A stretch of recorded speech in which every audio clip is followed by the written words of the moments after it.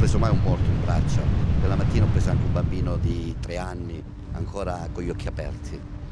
Io pensavo che era vivo, pensavo che riuscivo a salvarlo, e invece era morto. 2023 has been the deadliest year for migrants crossing the Mediterranean since 2017. Where did you come from? Police? We come from Libya. Libya. 3 days in the water. 3 days? 3 days. Like a city of Libya.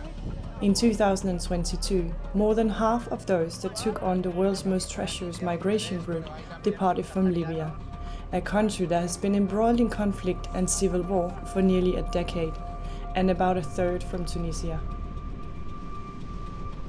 By June 2023, Tunisia had overtaken Libya as the gateway for the highest number of migrants heading for Italy, which has served as the primary destination for those trying to reach Europe in search of a better life.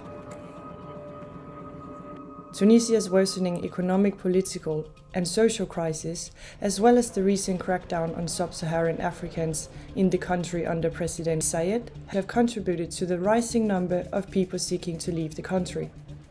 The human rights situation in Tunisia has degraded quite significantly in the past 2 years since the power grab by President Saied.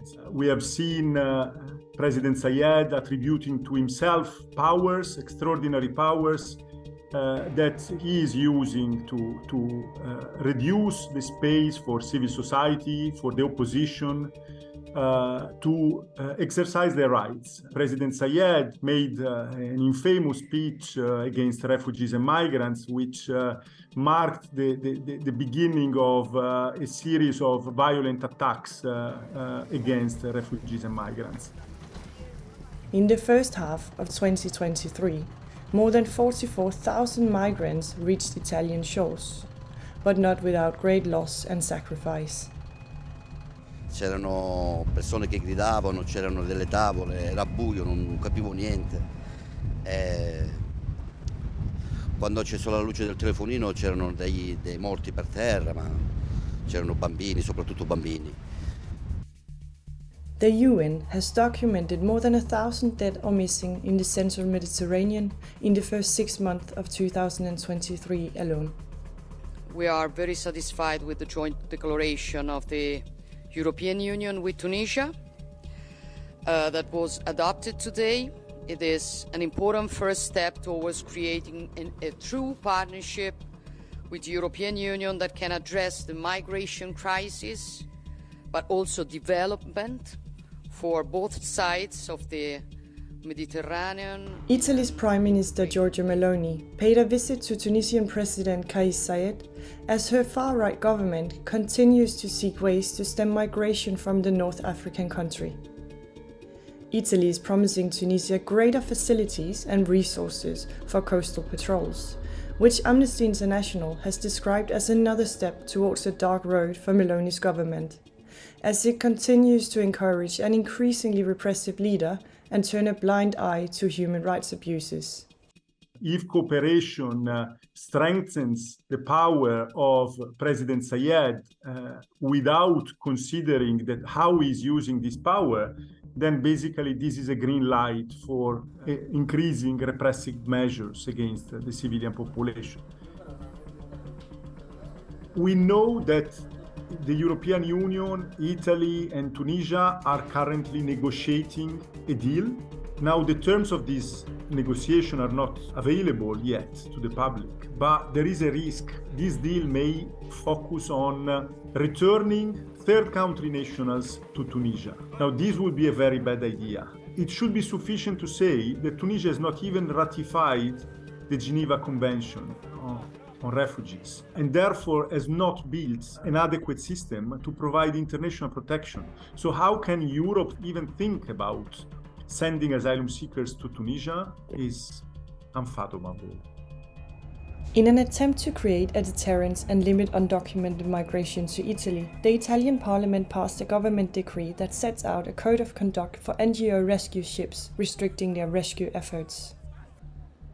Under the new measures, rescue ships' ability to carry out multiple rescues in one mission have been curtailed, Each ship must sail directly to a specified port to disembark after a rescue, rather than remain at sea searching for other migrant boats in distress. Organizations violating the new rules can face fines up to 50,000 euros and have their vessels impounded. We are observing this cynical policy of delayed response to events, sometimes no response at all, and this is endangering further the life of people who are just in need of rescue. Maritime law is clear. There must be no distinction whatsoever based on the status of the people in distress at sea or on the circumstances. Everyone who is in danger must be rescued without any unjustified delay. So this practice must stop, because what we see is that this is not preventing people from taking the sea. You will have people that will die. They will not enter to Italy. So if this is the aim, well done. But what is the price we pay? That people will die at sea. It goes against the international law. It goes against European law. There is a duty that everyone has to rescue people in distress at sea. So we are in contact also with the Commission to really challenge the previous decree on a legal ground. The Italian government also declared a 6-month state of emergency, to be backed by an initial funding of 5 million euros intended for the management of migrant arrivals and repatriation facilities. This allows the right-wing government to repatriate migrants faster and issue expulsion orders to those not allowed to stay. The problem with that is that Italy doesn't have bilateral agreements with most of the countries where people are coming from. So the repatriation is not possible unless you have a bilateral agreement like Italy has with Tunisia. And so these people are just condemned to stay in this repatriation center for an indefinite period of time. And we know that in these centers, the rights violations are rampant. Italy's aggressive approach in addressing the surge in irregular migration to Europe is not an isolated one. Rather, it is reflective of a wider rise of the far right in Europe and harsher attitudes towards migrants. From Greece's pushback and crackdown on migrants, to Hungary's border fence and the UK's planned deportation to Rwanda.